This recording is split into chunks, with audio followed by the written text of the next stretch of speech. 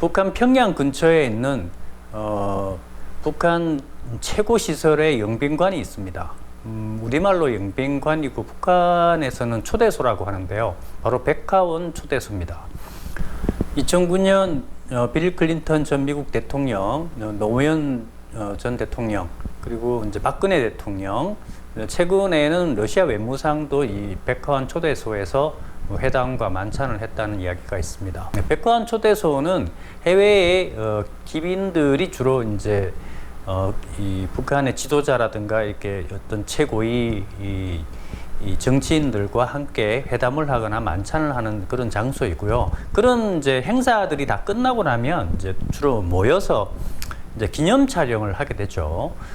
이 기념 촬영을 하는 이제 배경에 이 커다란 그림이 이제 있습니다. 이 그림은 아무래도 그 이제 해외의 그 기빈들을 모시는 자리이고 또 그 해외 기빈들과의 회담의 내용과 그 이제 그 그림이 또 맞기도 좀 해야 되고 그러다 보면 이제 북한에서 굉장히 명작이거나 아주 유명한 그림 뭐 이런 작품들이 아무래도 선별되어서 배경의 역할을 할 수밖에 없죠. 바로 이 백화원 초대소 그 배경 그림에 파도 그림이 있습니다. 아주 거대한 벽면 크기에 역동적으로 이제 파도가 치는 이런 이제 모습을 그려놓은 건데 이 파도 그림을 이제 그린 화가가 북한의 조선화를 그리는 김성근 화백입니다. 김성근 화백은 그 북한에서 파도화가라고 불립니다. 또 심지어는 그 김성근 화백의 김이라는 성씨와 파도를 합쳐서 김파도라고 이렇게 별명을 부를 정도로 파도 전문 화가로 유명한 사람이죠. 김성근 화백은 1945년생입니다. 북한에서 태어났고요. 지금은 이제 원로 화가에 속하죠. 그 김성근 화백이 처음부터 이제 그 그림의 재능은 있었지만 뭐 그 시대 상황이 다시 말하면 뭐 60, 70년대 김성근 화백이 이제 뭐 10대 말이나 20대 초반 이럴 때는 북한도 뭐 전후복구라든가 되게 이제 사정이 복잡한 경우가 많아서 김성근 화백은 그 뭐 이렇게 전문 미술 교육을 받지 못했습니다. 뭐 공장에도 한 몇 년간 들어가서 일을 했고요. 또 군대도 갔다 오고 난 이후에 그 재능을 인정받아서 만수대 창작사로 바로 발탁이 돼서 들어갑니다. 일종의 뭐 특채라고 할 수 있죠. 보통 이제 만수대 창작사 같은 경우는 이제 뭐 미술대학, 이제 평양 미술대학이나 뭐 다른 여타의 미술대학을 나와서 거기에 어떤 실력에 따라서 이제 배치가 되는 것이 일반적인데 김성근 화백은 미대를 나오지 않고도 이제 만수대 창작사에서 이제 활동을 하게 됩니다. 뭐 북한의 기록에 따르면은 이제 만수대에서 창작 활동을 하면서 이 평양 미대를 이제 방송통신 형태로 졸업을 했다라고 이야기를 합니다. 김성근 화백이 처음부터 파도 그림을 그린 것은 아닙니다. 김성근 화백이 한 40세 정도가 되는 1987년부터 이제 파도 그림을 좀 전문적으로 그리기 시작하는데 그 전까지는 이제 만수대 창작사에서 이제 업무가 있죠, 그죠? 뭐 집체 창작이나 뭐 여러 가지 그 국가 사업이라든가 국가 미술 사업이죠. 이런 것들에서 뭐 한 일원으로서 그런 창작을 하거나 또 주로 뭐 명승지 같은 풍경화도 많이 그렸다고 이야기를 하는데 뭐 파도를 전문적으로 그리지는 않았습니다. 한 만 40세가 넘어서부터 이제 파도를 좀 이제 인정을 받아서 파도를 전문적으로 그리기 시작했는데 김성근 화백이 이제 국내외에서 굉장히 유명해졌던 그 어떤 계기가 있습니다. 그것은 이제 뭐냐면 1990년도에 이탈리아에서 이제 개최된 국제 수채화 경연대회에서 3등상에 이제 입상을 하게 됩니다. 아무튼 여기서 입상을 하면서 이제 이 김성근 화백의 파도 그림이 이 북한에서도 이제 인정을 받기 시작을 하죠. 그래서 이런 이제 여세를 몰아서 1991년도에는 공문예술가가 됩니다. 사실 뭐 공문예술가는 이제부터는 급이 있는 거죠. 그 전하고는 이제 틀리죠. 그 다음에 이제 98년도에는 인민예술가 칭호를 받게 됩니다. 인민예술가 정도가 되면 학으로서의 명예는 거의 정점까지 올라갔다라고 이야기를 할 수 있죠. 그러니까 김성근 하백은 북한에서 최고의 하백 중에 이제 한 분이다. 뭐 이렇게 이야기를 할 수 있겠죠. 북한에서 그 김성근 하백의 그 파도 그림에 주목하는 이유는 뭘까요? 일단 이 김성근 하백의 그림에 대해서 북한의 이제 김정일 위원장이 좋은 평가를 내려줍니다. 김정일 위원장이 이제 뭐라 그랬냐면, 잔잔한 파도보다는 경락있는 파도가 더 보기 좋다. 내 파도들이 성격이 있다. 이 그림은 조선의 기상이다. 라고 이제 칭찬을 했습니다.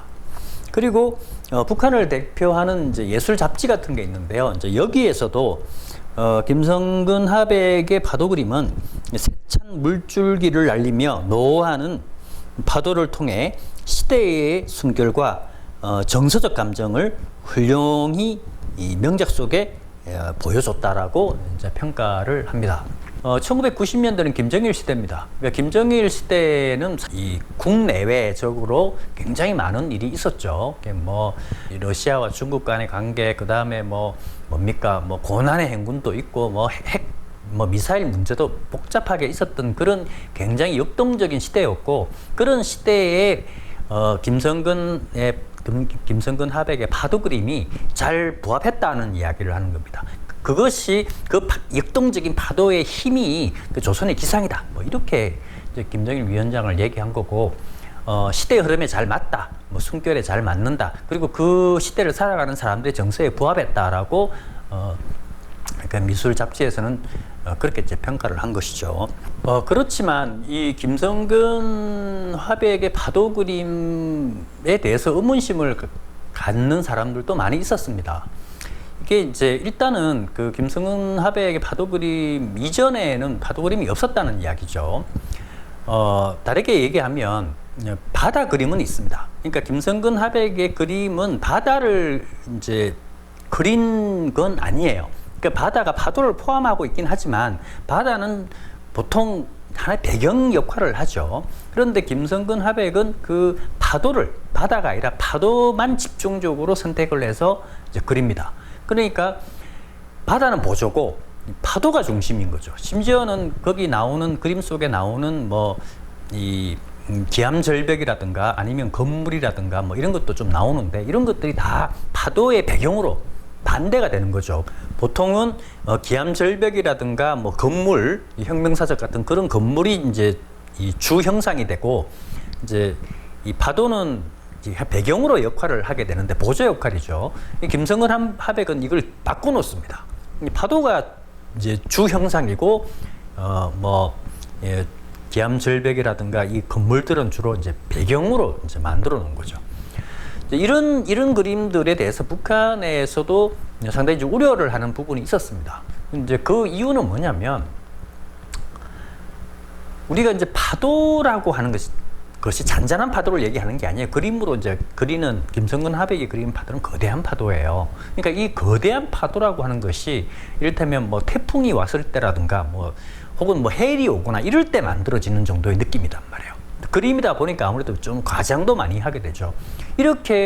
이런 파도라고 하는 것은 거의 자연재해에 가깝다는 이야기죠. 사람들한테 굉장히 위협을 줍니다. 이게 쉽게 그 사회에서 받아들이기가 어렵다는 이야기입니다.